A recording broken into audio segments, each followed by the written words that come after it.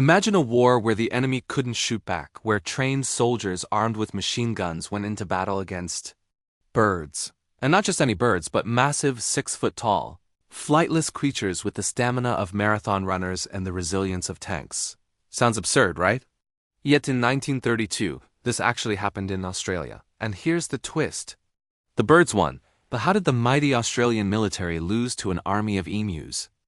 And what shocking truth about this war has been quietly buried beneath the humor for nearly a century?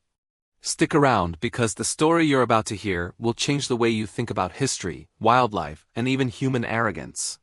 Australia has a reputation for its wild and often dangerous animals. From venomous snakes to box jellyfish, nature here isn't something you take lightly. But the country also has a complicated history of trying to manage its wildlife. Some of these efforts worked, many failed spectacularly. For example, in 1935, cane toads were introduced to control beetles destroying sugarcane. Instead of solving the problem, the cane toads became a disaster of their own, multiplying into the billions and threatening ecosystems thousands of kilometers away. But just before that fiasco, another extraordinary attempt at wildlife control took place. And unlike the cane toads, this one wasn't just a biological mistake. It was a full-blown military operation. An operation now remembered as the Great Emu War. To understand why anyone would send soldiers against birds, you first need to understand the emu. Emus are the second largest birds in the world, towering over most people's shoulders. Covered in shaggy gray and black feathers, they're striking creatures with a prehistoric look. Their strong legs allow them to sprint up to 50 kilometers per hour. They're nomadic, always on the move in search of food, and their diet is as versatile as their lifestyle.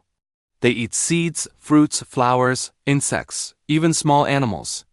And while indigenous Australians saw emus as sacred beings, woven into creation stories and even represented in the night sky, European settlers saw them in a very different light. To farmers, emus were pests.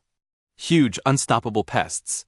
By the early 1930s, life in Western Australia's wheat belt was tough. The land had once been a diverse ecosystem, but colonists cleared it to grow wheat.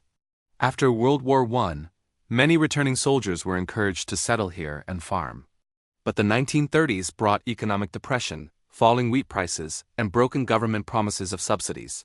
Farmers were desperate. And then came the emus. In 1932, an estimated 20,000 of them invaded the wheat-growing regions around Campion and Walgalan.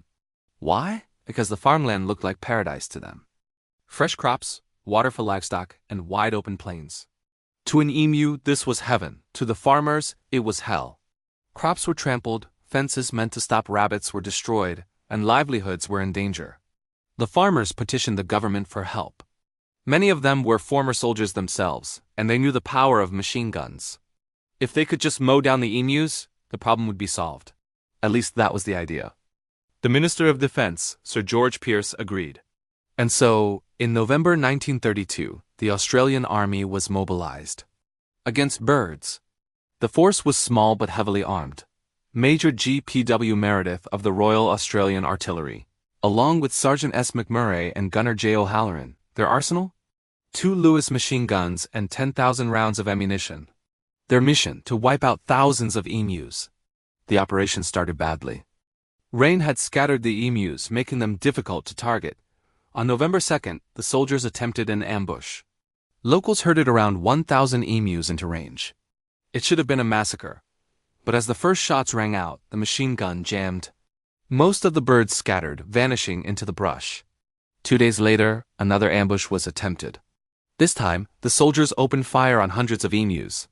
But the birds didn't behave like cattle or sheep. They split into small groups, darting in every direction, sprinting faster than the soldiers could aim. By the time the dust settled, only a handful were dead. Major Meredith even tried mounting a machine gun on a truck to chase the emus across the plains. But the truck was too slow, the terrain too rough, and the gunner couldn't aim properly. Once again, the emus escaped almost unscathed. By now, the army had fired hundreds of rounds with almost nothing to show for it. But the strangest part wasn't just the bird's speed. Witnesses began to notice something eerie about the emu's behavior. Something that made the soldiers question whether they were fighting dumb animals or a coordinated enemy. An army observer reported that each emu group seemed to have a leader, a tall bird standing guard while the others fed, warning them of danger and directing their escape. The soldiers described them as invulnerable tanks, able to withstand bullets that should have dropped them instantly. By November 8th, only 50 to a few hundred birds had been killed. That was less than 1% of the invading force. The emus were winning. Even Major Meredith admitted his respect for the birds. He famously remarked, "If we had a military division with the bullet-carrying capacity of these birds, it would face any army in the world." Embarrassed, the government pulled the soldiers back on November 8th. The press mocked the entire operation, calling it a defeat, but the emu raids continued. Farmers kept begging for help. Just 5 days later, the army returned to the field. For the next month, Meredith's men killed around 100 emus per week. But it came at a huge cost, roughly 10 bullets for every confirmed kill. Thousands of rounds were spent, yet tens of thousands of emus remained again untouched. In the end, the campaign was abandoned. The military had failed to solve the emu problem, and the story quickly became a national embarrassment. So what did work? Ironically, something far simpler than machine guns. Farmers armed with rifles, incentivized by government bounties, proved far more effective. By 1934, more than 57,000 bounties were claimed in just 6 months. As for the Emu War, it became a bizarre footnote in history. Newspapers turned the failure into satire. Instead of demonizing the birds, many Australians actually grew sympathetic toward them. Imagine it. The mighty Australian military, humiliated by a bird. So what's the lesson here? On the surface, it's funny to laugh at soldiers losing to emus. But beneath the humor lies something deeper. This story shows what happens when humans underestimate nature. The settlers thought they could control the land, the animals, even entire species. But time and again, nature pushed back. From cane toads to emus, Australia's history proves that sometimes the simplest creatures can outsmart the most powerful machines. And the strangest part? To this day, the emu remains undefeated. But here's a question to leave you with. If the Emu War taught us that even machine guns couldn't stop nature, what other battles are we still fighting and losing, without even realizing it?